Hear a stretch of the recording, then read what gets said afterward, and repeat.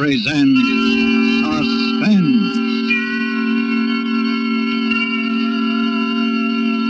Tonight brings you a story of murder and greed. A story we call Early to Death, starring Lucille Ball and Desi Arnaz.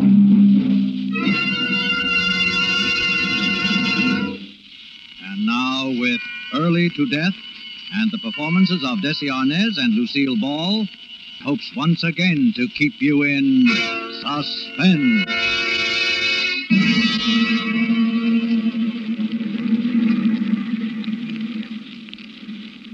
What'll happen to Duke? We'll go down with a plane. That's the same as murder. For $300,000, I think it's worth it. Matt Evie want out? No, I'll get the money. You call in, then. Right, baby. N71533. Calling Veracruz Radio, over. N71533. This is Veracruz Radio. Go ahead. Veracruz, we're over the mountains. My oil line is clogged. We're in trouble. Do not try to glide it through. Bail out. Okay? Over.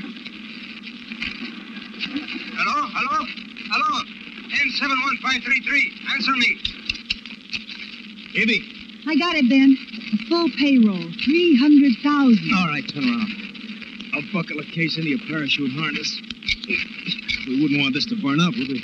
You call into Veracruz? Yeah, they got the idea. There you are. Come on, baby.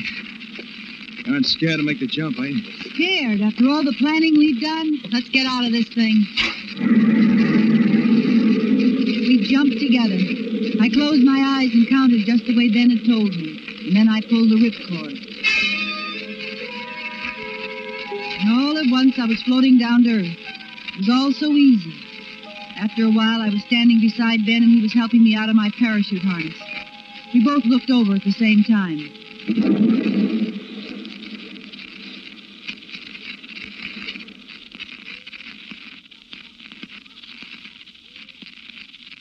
So long, Duke. Ben, do you think we should have strapped a chute on him in case there's... I left the fuel lines wide open. When they find that plane, there won't be anything left. Come on, Evie. We got things to do.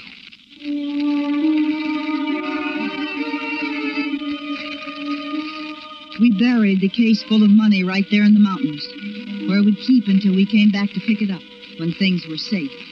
That's the way we'd planned it. 3 days later, we staggered into a town called Acayuca and made like the two survivors of a plane crash. They took us to the hospital in Veracruz, and we were treated for exposure.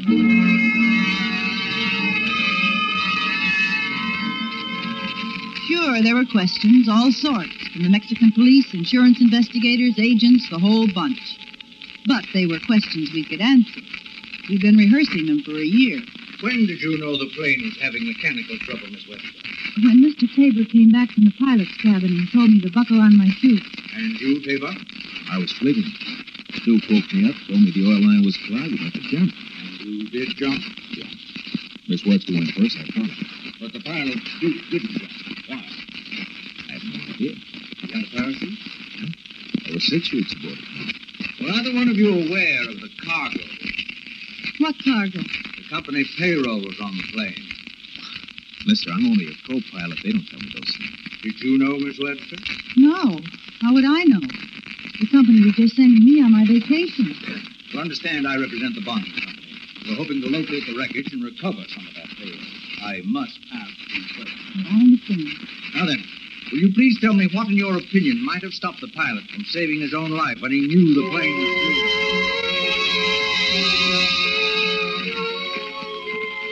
We played it as straight and as dumb as we could. The more questions they asked, the more innocent we looked. And a week later, when they found the wreckage and combed it over, they decided everything, including the payroll, had burned up in the plane. Ben kept on flying for them. I quit after 3 months and went back to New Orleans. All we had to do was wait.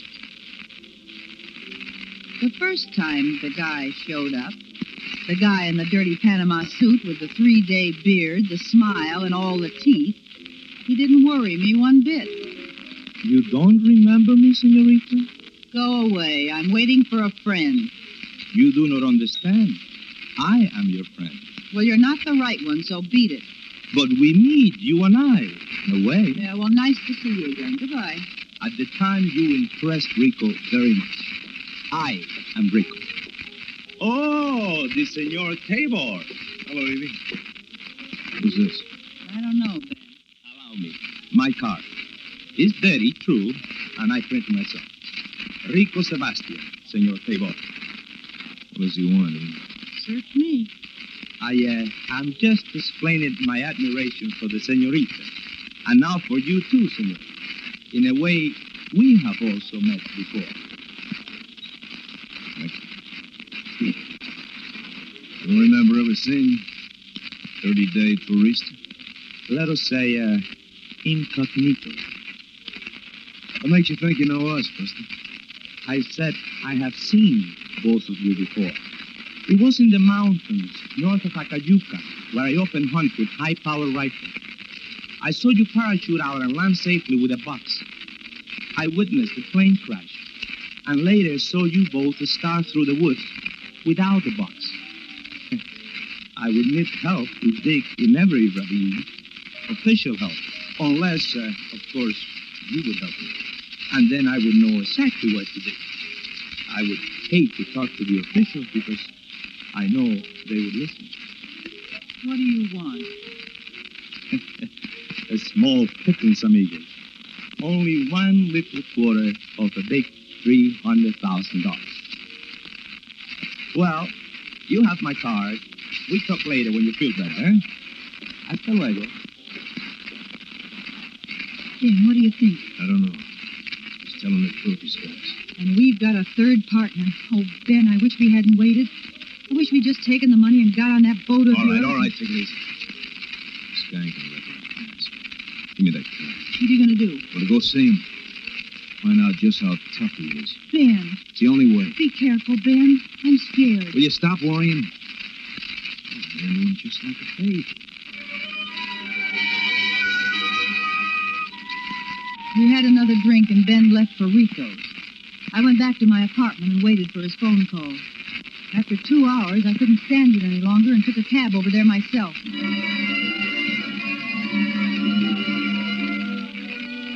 It was in the French Quarter, a dull gray place with lots of iron grill work out front. A man in a black hat and trench coat answered the door. Come in, come in. You be Miss Webster. Who are you? What is it? I'm Lieutenant Mayor. This is Sergeant Tremaine. You want to tell it now? Tell what? Okay. Landlady says you rented this place 3 months ago. Why, she's a liar. I Where never... you meet Ben Table when he comes in from trip? What? You know Ben Table. Well, it says he's a professional pilot. You were in a crash with him a few months ago. Show us, Sergeant. Ben! You put those bullet holes in him? Oh, Ben! He wasn't shot here. Who helped you move him? No, it's a trick. Rico planned this. He planned it. Rico? Who's Rico? Rico's the... The man that helped you move the body here? Who is he? I won't say anything. I won't say a word until I see a lawyer.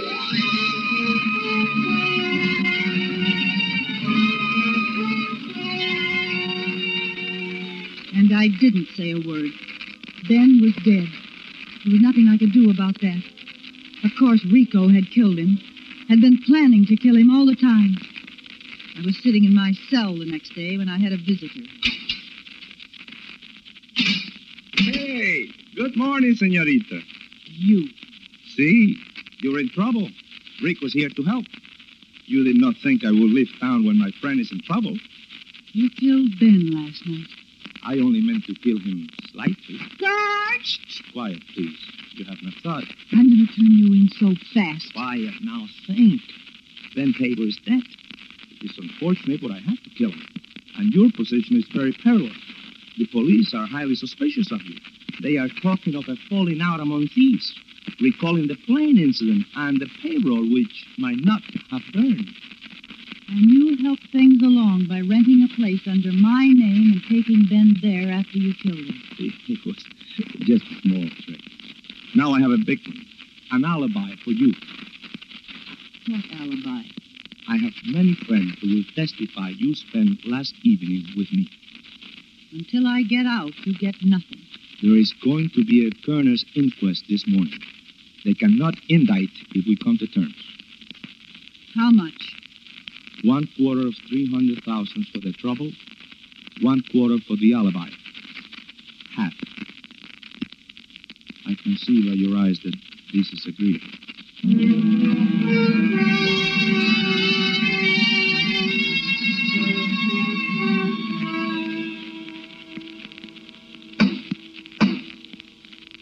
It is the opinion of this court that Benjamin James Tabor met death as a result of bullet wounds inflicted by a person or persons unknown. This coroner's jury is convinced that the material suspect, one Evie Webster, shall be released on the suspicion of murder charges previously made. Testimony of the witness is a conviction enough for this court.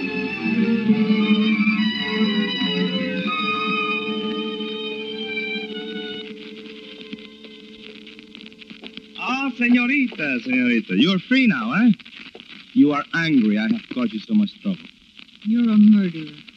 You murdered before I, the pilot. Senorita, we're partners now.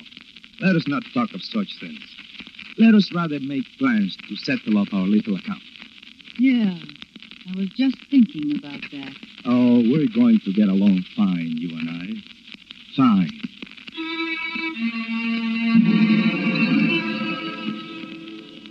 Rico played his cards pretty well, but there were some things he hadn't planned on.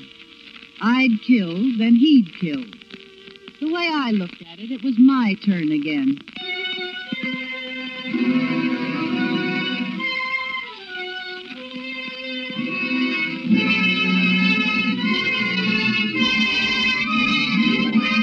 Bringing you Lucille Ball and Desi Arnaz in Early to Death. Tonight's production in radio's outstanding theater of thrills, Suspense.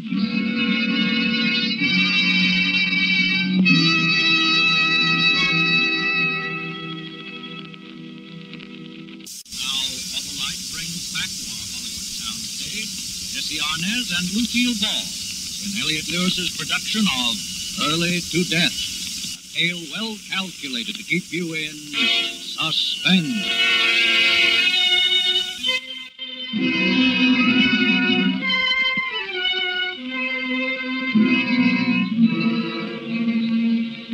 Rico made me give him all my money. He bought himself some shoes, shaving equipment, tobacco, a couple of sets of dungarees, and some shirts. I thought that maybe when he got cleaned up, he wouldn't look half bad. But all it did was make the meanness in him a lot easier to see. You keep staring at me. Why? Because I'm going to keep my eye on you night and day, Buster. I don't know how you ever got the feeling that I couldn't be trusted. Didn't I get you out of jail? Yeah, but something tells me I've been a lot safer left in. Well, when you have that money in your hand, you will feel much better. You and your friend Ben bought a boat. How did you know we had a boat? Because I have seen it. You have kept it in the harbor of Biloxi, Mississippi. It has the name Intrigue. Very funny, huh? Yeah, it's a scream.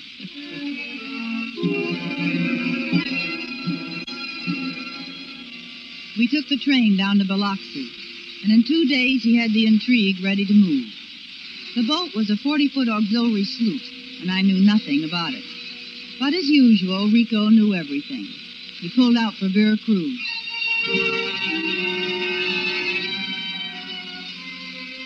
And then I knew what I had to do. When we hit port, I was going to take off and beat him to that money. I knew I could get to it before he could. And then I'd go right through the other side of the mountains, and he'd never find me again. It was night when we pulled into Veracruz. We tied up, and he decided we'd bunk in until morning. I waited until I thought he was asleep. Then I walked quietly over to him and hit him with a piece of 2x4. He never moved. 4 hours later, I hired a car and drove to Acayuca. It was early morning when I got to the only hotel, a small, beat-up plaster building. When I asked for a room, I got a shock. Si, Senorita Webster. We have been expecting you. A room is ready. Expecting me? You were expecting me? Si, Senorita. Come this way, please. He down the corridor, and I followed. We reached a door. He swung it open, bowed, and walked away. I couldn't believe it, but I knew what I was going to find even before I saw it. Did you like the room? Rico, why? You do not know what to say, huh? No. Well, I do. Rico, The please. next time you try something like that, I take care of you quick. You might have killed me. It could all have been so easy. But you had to make it hard. You're going to take all the money. That's what you want. You're a bad judge of character. You think I am the kind of man who might kill you once you show me exactly where the payroll is buried. Did you ever think I might kill you for not showing me?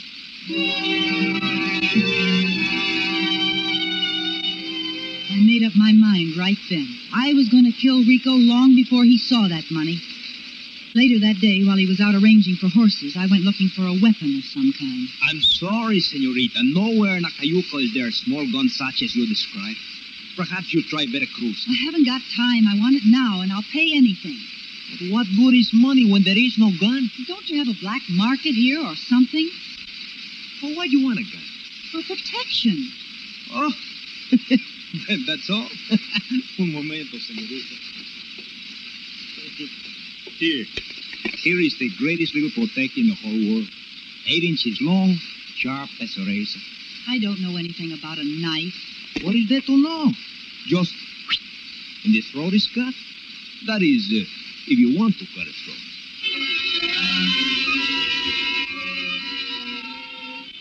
I strapped the knife to my leg under my Levi's and went to the hotel to wait for Rico. He came back late in the afternoon with horses and supplies. A group of peons watched us go, and I knew they thought we were both crazy heading into those hot brown hills. We went about 12 miles the first day and made camp. I was so nervous I couldn't eat or sleep. I was afraid to take my eyes off Rico. We made a fire and put our bedrolls on opposite sides, and I lay there half the night watching the flames slowly die out. Rico's eyes were shut. He was breathing regularly. I took the knife out and walked over to him. His head was back and his throat was completely uncovered. I started the knife downward. That is far enough with the knife. Let go of me. Isn't one murder enough? Drop it. All right, you'll break my wrist. Why do you keep doing these things all the time? I have told you what a nice guy I am, and you do not believe me. I have to sleep with one eye open. You... No tears. Oh, you're only doing what you think is best. But golly, I better be careful of you, eh?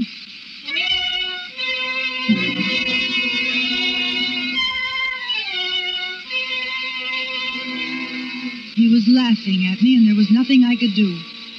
For the next 3 days and nights, I didn't sleep a minute. We rode deeper and deeper into the hills. I never felt so alone and helpless in my life. I didn't speak to him, and he didn't speak to me. We just kept on hour after hour. Finally, we began to get near the ridge where Ben and I had buried the payroll. I was trembling with excitement. But Rico was too calm. Whoa there. Where are you going? Huh? Wherever you go, senorita. Show me the place you were standing when Ben and I parachuted out of the plane. Why, it was over there, on the ridge. What ridge? That one. There. You didn't see us that day. You've never been in this country before. Oh, no. Why do you say this? Because that's where we Where on the ridge, senorita? Lead me to it. Pronto. Pronto.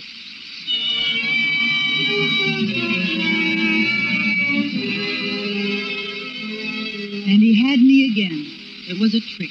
The whole thing, and Ben and I had fallen for it. He pulled out the gun, and I rode in front of him, leading him to the spot. When we got there, he made me go to work digging. The case was there. The money was damp, but good. Rico took a bundle of bills in his hand and looked at them long and thoughtfully. Then he turned towards me with a gun in his hand. Now, Rico, please. you know what I'm going to do? Rico, you can have all the money, but don't shoot me. Please, Rico. Shoot you, Evie. Again, you have misjudged me. I am breaking open the gun. I am throwing away the bullets. And I'm throwing the gun away in another direction. Oh, Rico. Rico, I should have believed you. I said all I wanted was half, and that's all I'm going to take. Now, don't worry. I'm not going to kill you.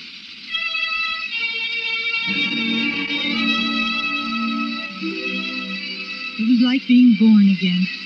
I tasted food for the first time in days. And I even talked to Rico like I talk to any human being. We put the money in the saddlebags and started through the mountains toward Mexico City. Rico said people might recognize the serial numbers on the bills, and we had to be careful how we unloaded it. We sold the horses in the first village and took a plane into Mexico City. I stayed at the hotel while Rico went out to do the bargaining. He said it would take 2 or 3 days. We bought some new clothes, and the first night we went dinner dancing. And I suddenly got an idea. You're looking at me in a different way, Evie. That's true, Rico. I know you now. What you're really like.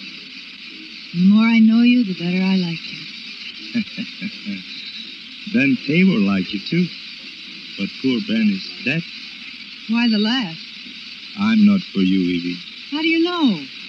You haven't really seen my best side yet. I am just a wharf rat. Soldier of fortune. So who am I? Do you think I came out of a girls' school yesterday? No, but we're from different worlds. Rico, see if this brings the worlds any closer. Well, You do like me, don't you? yes. The kiss was nice. But I have a feeling about this thing. What feeling? That you're only trying to get my half of the money back.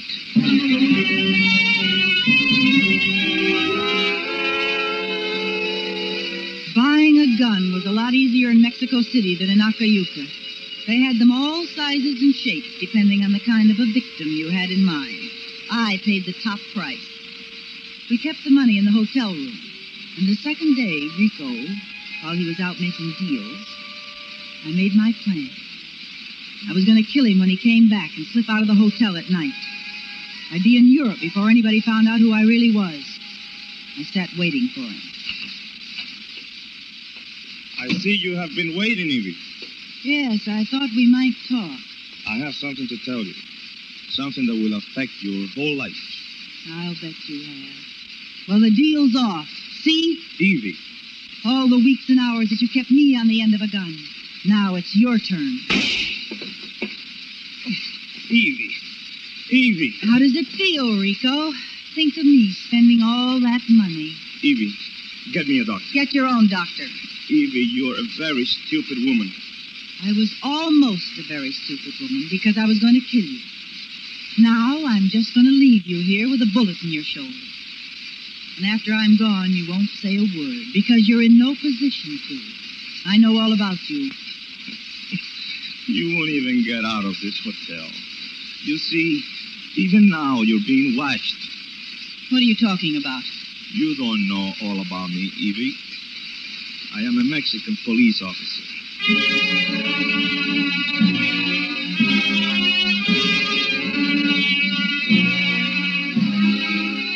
As it turned out, he was.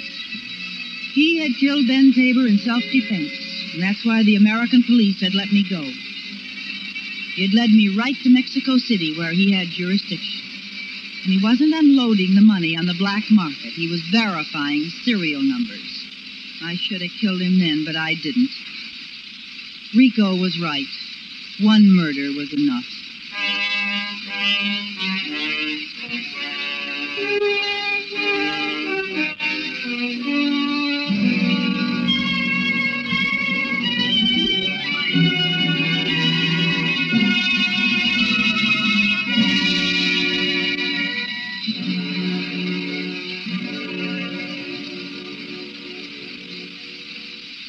Suspense. Tonight stars Lucille Ball and Desi Arnaz. Next week, Suspense.